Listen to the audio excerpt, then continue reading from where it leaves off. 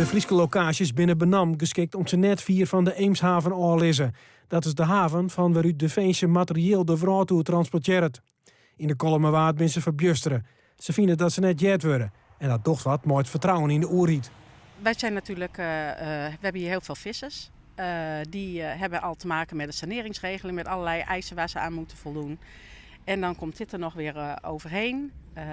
We proberen iedere keer ons hoofd boven water te houden. We doen heel veel aan toerisme en door al deze maatregelen zijn we bang dat voor ons straks geen inkomen meer is. Bij Defensie hazen locaties in Greensloon en Drenthe krost. Friesland bloot aan oer, zo zei de staatssecretaris. Kolmerwaard, er zitten dan 2 locaties een beetje tegenover elkaar. En Lemmer is nog over. En die komen nu uit de resultaten van die conceptplan meer. Dat locaties zijn die door kunnen naar de volgende fase. Vanuit het standpunt van Defensie is het logisch dat je zuggen naar deze 2 locaties. Big Leaks bandtekeer.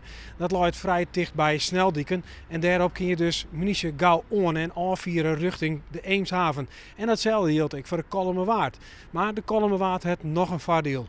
Want daar stie in het verliezen een kroetfabriek.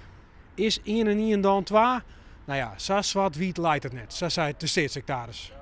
Defensie mooi dan de locaties al op het eer gaan. Omwenners zitten vol met vragen. Ja, wij willen gewoon de informatie hebben waar we al tijden om vragen. Wat gaat er nou precies gebeuren? Wat zijn de veiligheidszones? Wat mag er wel en wat mag er niet als het hier deze kant op komt? Want het is ons verslagen onduidelijk. Wie moet er wijken, wie kan blijven zitten, dat soort dingen. In Bantekeer zeggen ze een pad van het dorp verdwijnen dat de opslag daar komt. Dus groen wordt aangenaam, dus bedroeg wordt aangenaam. Eigenlijk alles. Hè. De bedroeg moet ik in de vlakte, omdat wij in de A-zone zitten, binnen 400 meter. En wij kennen hier net Burkje en Wenjenbloemen. De kerst op dit moment gies net investeren in die bedroeg. Want ja, voor hetzelfde, je must fut.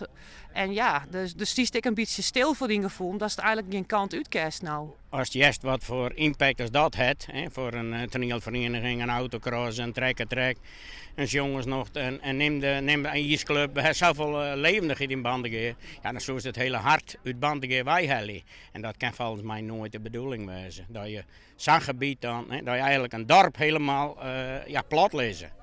De komende tijd organiseert Defensie nieuwe informatie over de opslag van munitie in Friesland.